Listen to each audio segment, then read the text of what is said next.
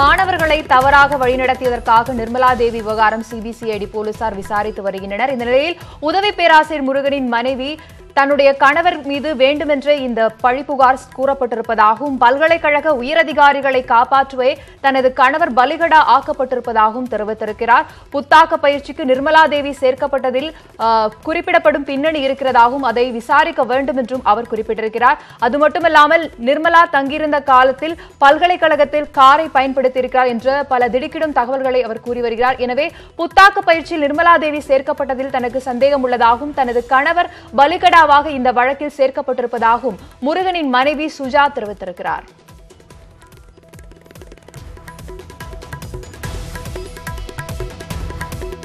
இது தொடர்பாக சுஜா தெரிவித்திருக்கும் விஷயங்களை தற்போது பார்க்கலாம். நிர்மலா தேவி வந்து எங்கள் ஹஸ்பண்டுக்கு எப்படி அறிமுகம்னு சொல்லிடுறேங்க சார். கருப்பசாமி நிர்மலா தேவிங்கிறவங்க ஒரே காலேஜில் சீனியர் ஜூனியர். அப்போ வந்து கருப்பசாமிங்கிறவர் வந்து என்னுடைய ஹஸ்பண்டுக்கிட்ட நிர்மலா தேவியை இன்ட்ரடியூஸ் பண்ணுறாரு. இவங்க வந்து புத்தாக்க பயிற்சிக்கு பர்மிஷன் கேட்குறாங்க சார் நம்ம யூனிவர்சிட்டியில் அப்படின்னு கேட்குறாங்க. அப்போ வந்து என் ஹஸ்பண்ட் என்ன சொல்கிறாருன்னா, புத்தாக்க பயிற்சிக்கு பர்மிஷன் கொடுக்குற அளவு நான் பெரிய ஆள் இல்லை, உயர் அதிகாரிகிட்ட போய் கேட்டு பர்மிஷன் வாங்கிக்கோங்க, இதில் வந்து என்னுடைய இது எதுவும் பண்ண முடியாது அப்படின்னு சொன்னாருங்க சார். நெக்ஸ்ட் ஃபஸ்ட் மீட் அதாங்க சார். அதோட முடிஞ்சுதா அவங்க போய் உயர் அதிகாரியை பார்த்து பர்மிஷன் வாங்கிட்டாங்க. அடுத்தது ஒரு தடவை வராங்க, கருப்புசாமியோட தான் மீட் பண்ணுறாங்க.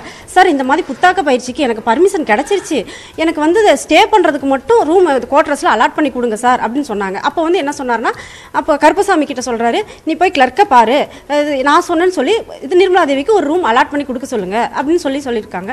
அப்போ வந்து அந்த ரூமில் வந்து 3 லேடிஸ் தங்கியிருக்காங்க சார்.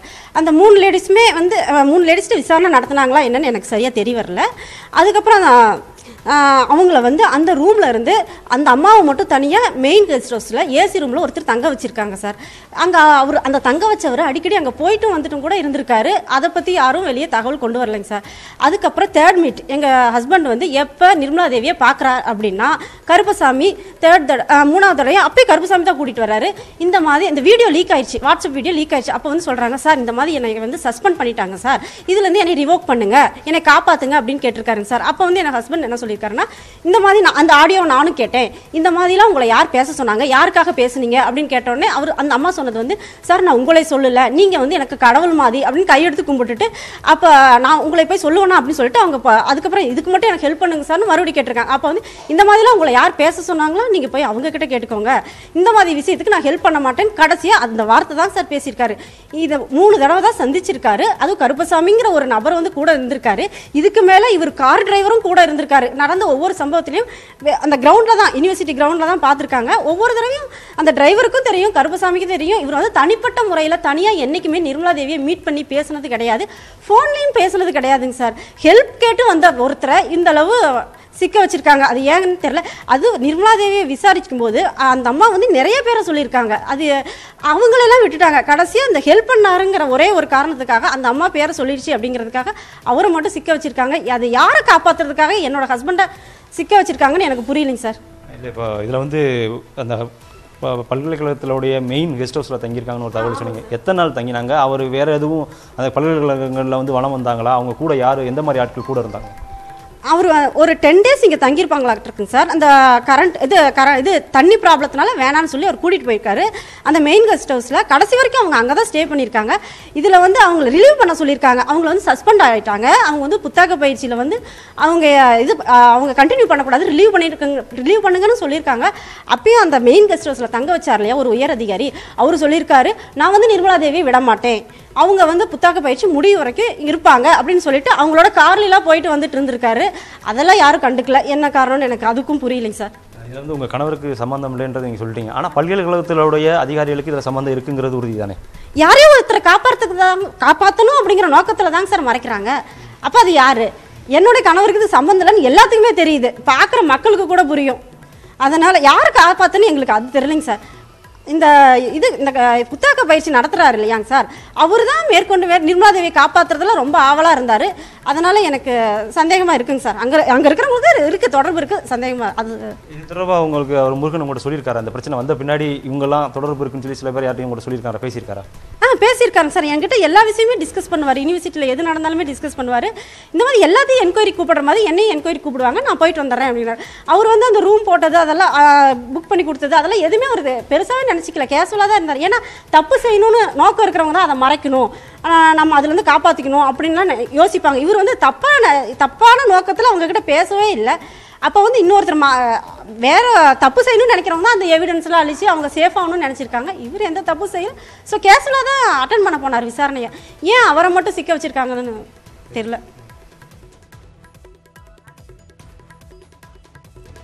நிர்மலா தேவி விவகாரத்தில் தனது கணவர் எந்த குற்றமும் செய்யவில்லை என்று அவருடைய மனைவி சுஜா தற்போது எக்ஸ்க்ளூசிவாக நியூஸ் 18ற்கு தெரிவித்திருக்கிறார். இது தொடர்பான விரிவான விவரங்களை நமது செய்தியாளர் ஸ்டாலினிடம் கேட்கலாம். ஸ்டாலின், தற்போது தன்னுடைய கணவர் 3 முறை மட்டுமே நிர்மலா தேவியை சந்தித்திருப்பதாக தெரிவித்திருக்கிறார் சுஜா. விசாரணையில் இவர் எதுபோன்ற காரணங்களை கூறியதற்காக தற்போது போலீசார் அவரிடம் கைது நடவடிக்கை மேற்கொண்டிருக்கிறார்கள். இது தொடர்பான விரிவான விவரங்களை நீங்கள் பதிவு செய்யலாம்.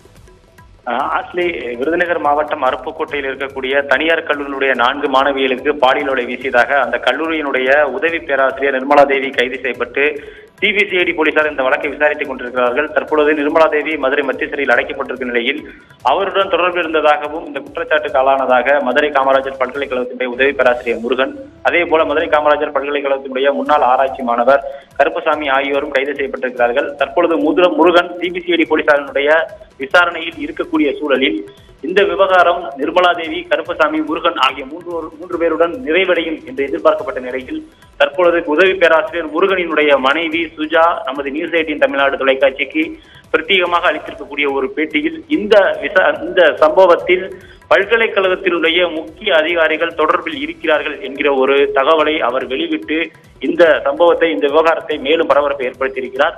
இந்த விவகாரத்தில் ஒரு நிர்மலா தேவி புலத்துறையினுடைய அறையில்தான், சாதாரண அறையில் சக பேராசிரியர்களுடன் தங்கியிருந்தார் என்கிற ஒரு தகவலை பல்கலைக்கழக அதிகாரிகள் தெரிவித்து வந்த நிலையில் தற்பொழுது அவர் புதிய ஒரு தகவலை தெரிவித்திருக்கிறார். அதாவது முக்கிய பிரமுகர்கள், விஐபிகள் வந்து தங்கக்கூடிய மெயின் கெஸ்ட் ஹவுஸ் முக்கிய விடுதியில் ஏசி அறையில் நிர்மலா தேவி தங்க வைக்கப்பட்டிருக்கிறார்.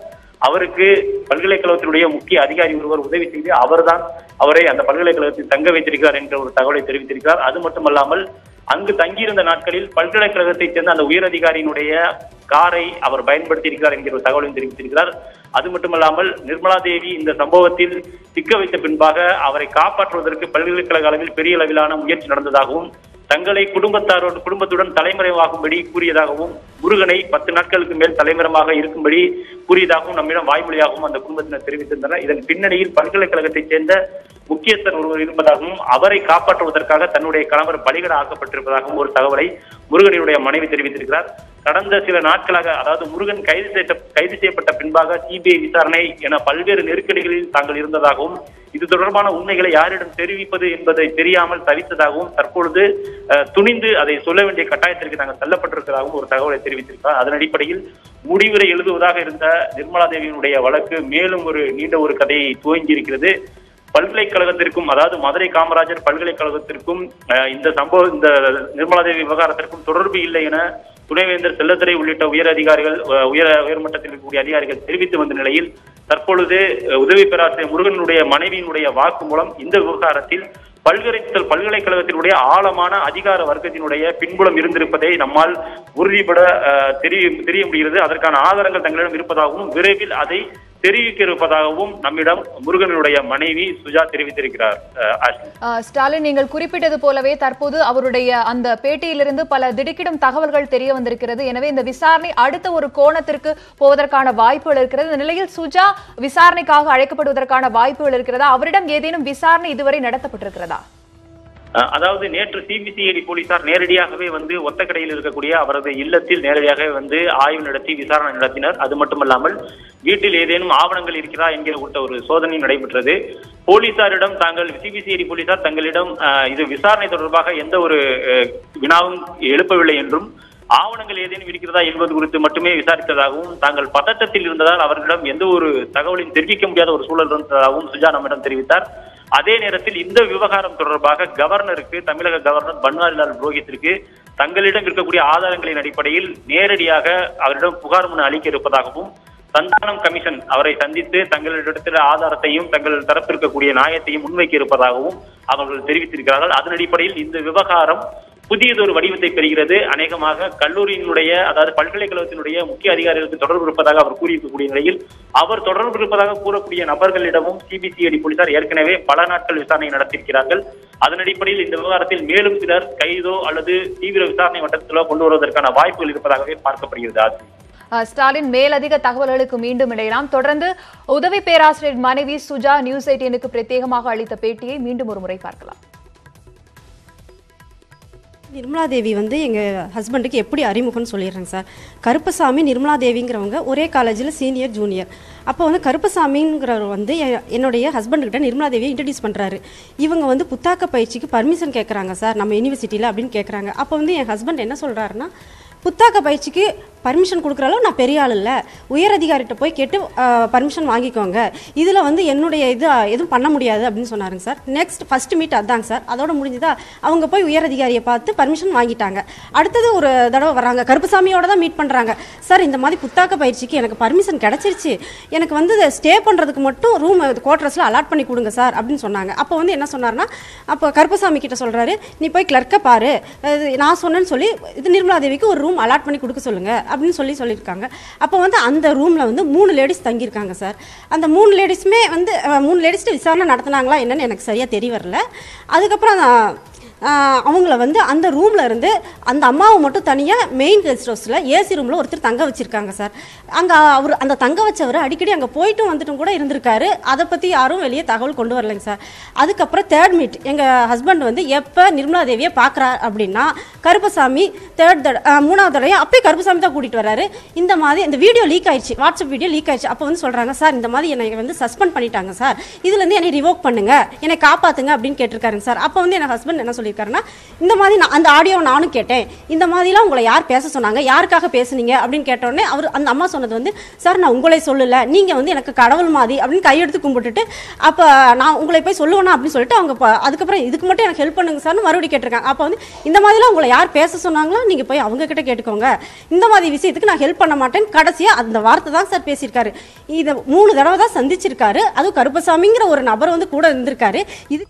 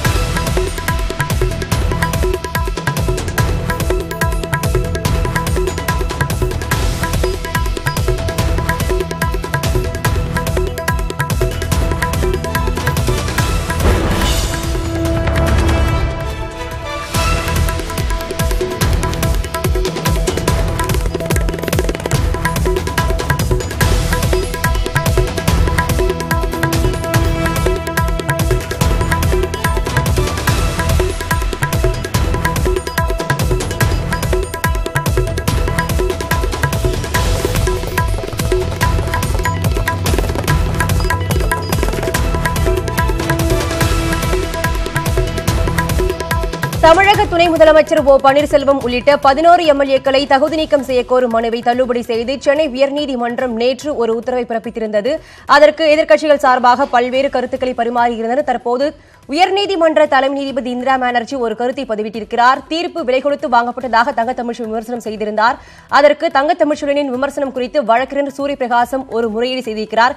இது பற்றின விரிவான தகவலுடன் காத்திருக்கிறார் செய்தியாளர் மதன். அவரிடம் கேட்கலாம். மதன், தற்போது நேற்று 11 எம்எல்ஏக்களை தகுதி நீக்கம் செய்யக்கோரும் மனுவை தள்ளுபடி செய்து சென்னை உயர்நீதிமன்றம் உத்தரவு பிறப்பித்திருந்து தள்ளுபடி செய்திருந்தது.